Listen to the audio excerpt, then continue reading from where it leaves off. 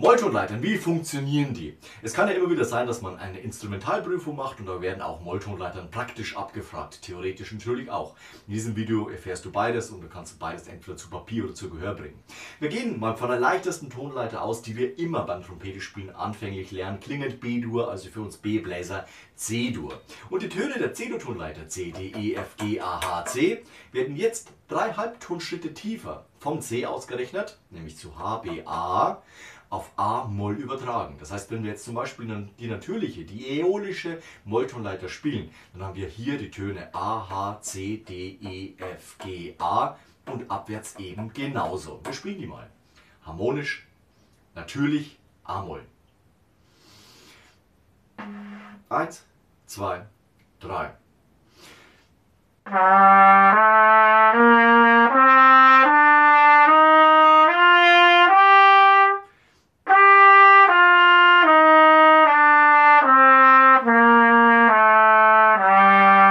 Jawohl, jetzt gibt es natürlich noch 2 andere Molltonleiter, nämlich die harmonische. Bei der muss man aufpassen, die 7. Stufe, unser G, wird zum Gis erhöht. Das heißt, wir haben unten wieder unsere Stammtöne A, H, C, D, E, F. Achtung, übermäßiger Schritt, Gis auf A, abwärts ebenso Gis, F und dann eben die Töne abwärts. Auch diese spielen wir mal. Achte auf die 7. Stufe.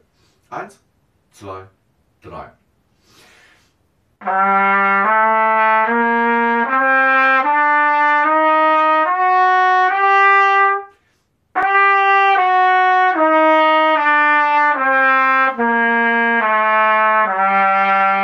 Jawohl, und jetzt gehen wir eben zur 3. Molltonleiter, nämlich der melodischen. Aufgepasst, hier 6. und 7. Stufe aufwärts erhöht. Das heißt, unser F wird zum Fis.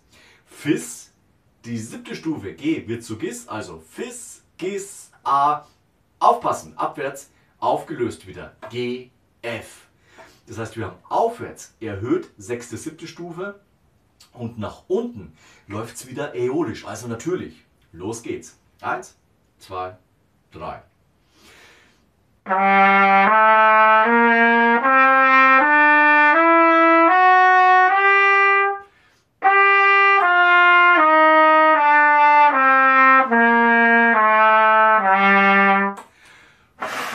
Und die Dreiklänge, die gehören natürlich auch dazu. Das sind bei den Dur-Tonleitern immer die 1., 3. und 5. Stufe. Und wen wundert's? Bei den Molltonleitern genau das gleiche. Also bei C-Dur hätten wir die Töne C, E, G, E, C, wenn es wieder nach unten gehen soll.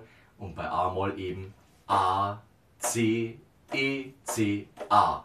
Und dann hätten wir unsere grundlegende Information, wie Molltonleitern funktionieren, einmal abgespeichert.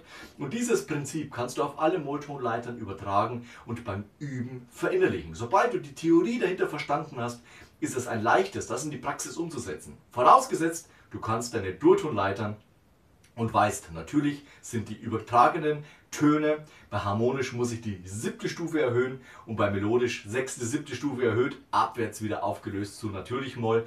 Und dann sollte die Molltonleiter, das Prinzip der Molltonleiter bei dir gut funktionieren. Ich wünsche dir viel Erfolg dabei, lass am Ende gerne ein Like und Abo da. Wir sehen uns nächste Woche zu einem neuen Video rund ums Trompetespielen. Bis dahin, ciao, euer Nico.